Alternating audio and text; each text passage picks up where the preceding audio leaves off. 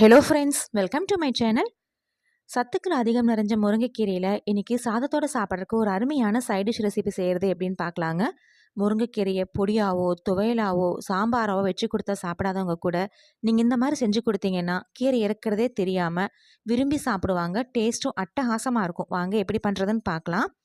குக்கரில் இன்றைக்கி ஒரு 100 கிராம் அளவுக்கு துவரம்பருப்பு சேர்த்துட்டு நல்ல பழுத்த தக்காளியாக 3 தக்காளி சின்ன தக்காளி நீல வாக்கில் கட் பண்ணி சேர்த்துருக்குறேங்க.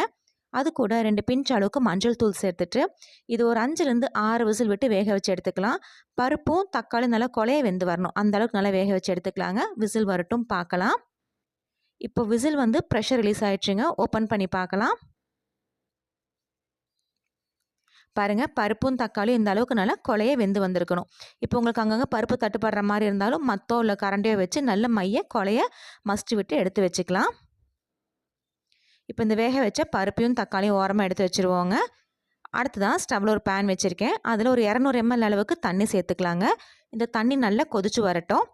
தண்ணி இந்த மாதிரி நல்லா தளன்னு கொதிக்க ஆரம்பிக்கிற டைமில் இது கூட நல்லா ஃப்ரெஷ்ஷாக க்ளீன் பண்ண இளம் முருங்கை இலையாக ஒரு கைப்பிடி அளவுக்கு சேர்த்துக்கிறேன். சேர்த்துட்டு ஒரு 5 நிமிஷம் மட்டும் இந்த கொதிக்கிற தண்ணியில் இந்த கீரை நல்லா வெந்து வரட்டும்.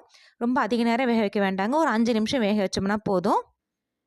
இப்போ ஒரு 5 நிமிஷம் வேகட்டும் பார்க்கலாம். இப்போ ஒரு 5 நிமிஷம் கழித்து பார்த்தீங்கன்னா கீரை நல்லா வெந்து வந்திருக்கு. நம்ம கொதிக்கிற தண்ணியில் சேர்த்தனால சீக்கிரமாக வெந்து வந்திருக்கும். இப்போ இந்த கீரையை மட்டும் தனி ஒரு பிளேட்டில் மாற்றி எடுத்து ஆற வச்சுட்டு இந்த தண்ணியை வந்துட்டு நம்ம ஏற்கனவே வேக வச்சுருந்தோம் இல்லைங்களா, பருப்பும் தக்காளியும் அது கூட சேர்த்துக்கலாம்.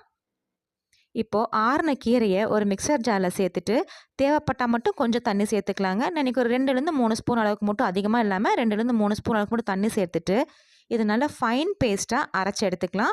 இல்லை உங்களுக்கு தண்ணி சேர்க்க வேண்டாம், ஏற்கனவே கீரை இருக்கிற தண்ணியே போதுமானதாக இருந்தால் நீங்கள் அப்படியே அரைச்சி எடுத்துக்கலாம். பாருங்கள், இந்த மாதிரி நல்லா மைய அரைச்சி எடுத்துக்கணும். அடுத்ததாக ஒரு சின்ன பேனோ இல்லை தாளிப்பு கரண்டியோ வச்சுட்டு அதில் 1 டேபிள் ஸ்பூன் அளவுக்கு சீரகம், 1 டேபிள் ஸ்பூன் அளவுக்கு மிளகு, ஒரு 1/4 டேபிள் ஸ்பூன் அளவுக்கு வரமல்லி அதிகமாக வேண்டாங்க. ஒரு 1/4 டேபிள் ஸ்பூன் அளவுக்கு, ஒரு 10லேருந்து 15 வரமல்லி அளவுக்கு சேர்த்துனா போதும். கூடவே 2 வரமிளகாய் உங்கள் காரத்துக்கு தகுந்த அளவுக்கு சேர்த்துக்கோங்க. சேர்த்துட்டு ஒரு இனுக்கு கருவேப்பிலையும் சேர்த்துருக்குறேன். இது எல்லாம் நல்லா சீரகமும் மிளகும் நல்லா செவந்து பொரிஞ்சு வரணும். அந்த அளவுக்கு நல்லா வறுத்து எடுத்துக்கலாம். இப்போ பார்த்தீங்கன்னா சீரகம் மிளகும் நல்லா பொரிஞ்சு செவந்து வறுப்பட்டு வந்துருச்சு. இது ஃப்ளேம் ஆஃப் பண்ணிவிட்டு கொஞ்சம் கூட சூடு இல்லாமல் ஆற வச்சு எடுத்து அதை மிக்சர் ஜாரில் சேர்த்துட்டு ஒரு 3 பல்லு பூண்டும் சேர்த்துட்டு கொஞ்சம் கொரகொரப்பாக, நல்லா மையம் இல்லாமல் கொஞ்சம் கொரகொரன்னு அரைச்சி எடுத்துக்கலாங்க. அடுத்ததாக ஸ்டவ்வில் ஒரு பேன் வச்சுருக்கீங்க. அதில் 1 டேபிள் ஸ்பூன் அளவுக்கு எண்ணெய் சேர்த்துக்கலாம். எண்ணெய் நல்லா சூடாகட்டும். எண்ணெய் சூடானதுக்கப்புறமா அதில் 1/2 டேபிள் ஸ்பூன் அளவுக்கு கடுகு சேர்த்துக்கிறேங்க. கடுகு நல்லா பொரிஞ்சு வந்ததுக்கப்புறமா நான் ஒரு வரமிளகாய் முழுசாக சேர்த்துட்டு கூடவே ஒரு 2 இனுக்கு கருவேப்பிலையும் சேர்த்துக்கிறேங்க. கூட 2லேருந்து 3 பிஞ்ச் அளவுக்கு பெருங்காயத்தூள் சேர்த்துக்கலாம். இதெல்லாம் சேர்த்துட்டு அந்த பெருங்காயத்தூள் நல்லா பொரிஞ்சு வரணும். 1 நிமிஷத்துக்கு நல்லா வறுத்து எடுத்துக்கலாம். நல்லா வதக்கினதுக்கப்புறமா இது கூட நம்ம குக்கரில் ஏற்கனவே வேக வச்சு எடுத்து வச்சுருந்த துவரம்பருப்பும் தக்காளியும் இது கூட சேர்த்துக்கலாங்க. அந்த தண்ணியோடு அப்படியே சேர்த்துக்கலாம்.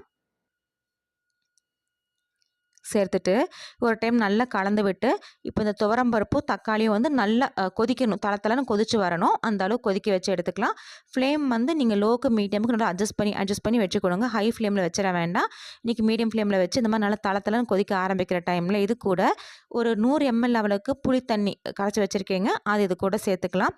ரொம்ப திக்காக இல்லாமல் ரசத்துக்கு கரைப்போம் இல்லைங்களா, அந்த மாதிரி கரைச்சி வச்சுருக்கு. இது கூட சேர்த்துட்டு இதுக்கு தேவையான அளவு உப்பும் சேர்த்துக்கலாங்க. ஒரு டைம் நல்லா கலந்து விட்டுட்டு உப்பு புளிப்பும் செக் பண்ணிக்கலாம்.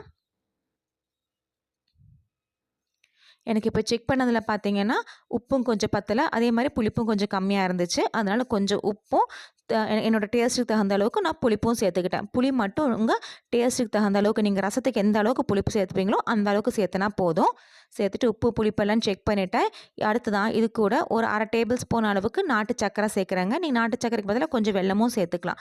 இது சேர்க்கும் போது அந்த உப்பும் புளிப்பும் கொஞ்சம் நல்லா என்ஹான்ஸ் பண்ணி டேஸ்ட்டு சூப்பராக இருக்கும். இது ஆப்ஷனல் தான், நீங்கள் வேண்டாம்னா ஸ்கிப் பண்ணிக்கலாம். அடுத்ததான் இது கூட நம்ம வறுத்து பொடிச்சு வச்சுருந்துறீங்களா சீரகம் மிளகு வரமல்லி அதெல்லாத்தையும் இது கூட சேர்த்துக்கலாங்க.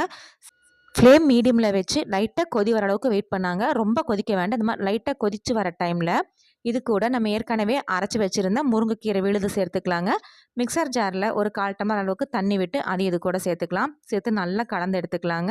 நல்லா கலந்து எடுத்துட்டு உங்களுக்கு இந்த டைமில் உப்பு செக் பண்ணிக்கோங்க. பத்தலைன்னா சேர்த்துக்கலாம்.